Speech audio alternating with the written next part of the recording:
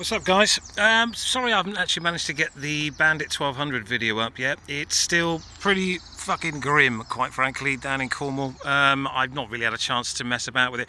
I did manage to lock the seat down, broke the cable on the lock on to get the seat off when I was trying to charge the battery up, because obviously since my last video on the Audi, I didn't start the bike up and the battery went flat, of course. So I took it out, put the seat back down on, couldn't get the seat off, big drama in all the forums. Managed to get it sorted in the end, no big deal, but I will get a video of that up. I may actually have another video on another bike as well. I'll let you know about that as and when it happens. But this is just something I picked up. This is my second one of these this year, because I really like the Celicas, the new shape, the Mark 7 as it were. And this one came up literally about a road away from me for crazy money, silly money, 115,000 miles, part service history, 18-inch alloys, in relatively good nick. I think it's had a little bit of work here and there, because you can see there's a couple of little kind of spray splashes here and there where someone's touched something up on here. I'm not quite sure what. I don't think it's been an accident damage, but I would say those seals, because they're both the same each side, I would say they've been replaced, and I'm not quite sure why. I mean, it came back as HPI clear rather, so I'm not quite sure what's going on with that. But as I said, it's sitting on 18 inches, full leather interior, which is kind of nice. My last one only had a cloth interior, and some clever buggers decided to put a push button start right in the middle of there. I mean, it works, it's fine. Aftermarket stereo as well. I carbon wrapped that because inside there, as you can see, the lid that lifts up and where the stereo surround is, he had these kind of magnets that he'd put on with glue, and they just looked fucking awful, really nasty, really killed the interior for me. So I had to get them off, and of course they left the glue residue. So what I managed to do was get the top, the flipping lid there as it were, I managed to get that clean, but the stereo surround, it just wouldn't come off. It looked like crap, so I had a bit of old carbon wrap just lying around the house, and I did that to it. Man, I think it looks alright actually, to be fair.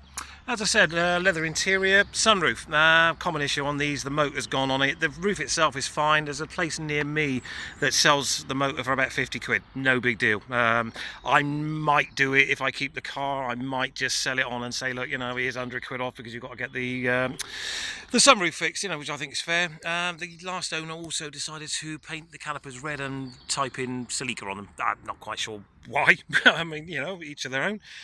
Grooved and drilled discs as well, very nice. As I said, generally in pretty good nick. I really like these cars because, you know, for what you're paying for them, and you can pick these up, I would say between, well, I picked one up for 500 quid, I paid 650 for another.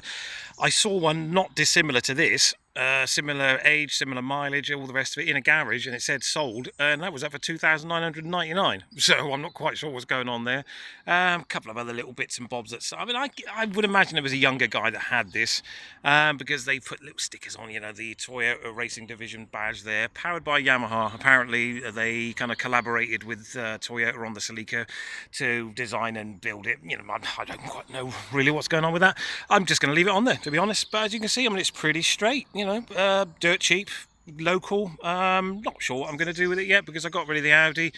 Way too many problems with that Audi. I won't even bore you with the details on it, but I personally, I don't think I'd buy another German car, because everybody warned me in the beginning, don't buy VW, don't buy Mercedes, don't buy Audi, because you can get them cheap and they're really nice and they're really comfortable, amazing cars, but when they go wrong, you're screwed, because the parts are just too expensive and the labour costs are not pretty, let's put it that way. So I got rid of that, and I had no end of problems with the guy that bought it off me. I had to give him some money back, which left me with no bloody money.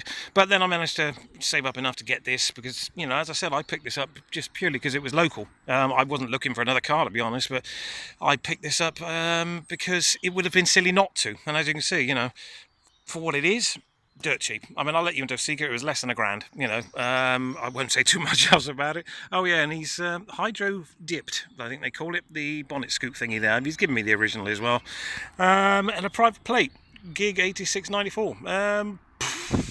I don't know if that's worth any money, if I'm honest. If you're in a band or something, yeah, maybe. I guess, I don't know. Front spots, not a lot else to say. I mean, it's just a quick video, just kind of check in and say hello. As I said, I'm going to hope to get the Bandit 1200 video up, because I'd like to do another bike video at some point, because that's where I kind of started off with all this. So look out for that when the weather's nicer. I mean, my insurance is due for renewal in about a week's time. So once that's done, I can get it out, get it polished.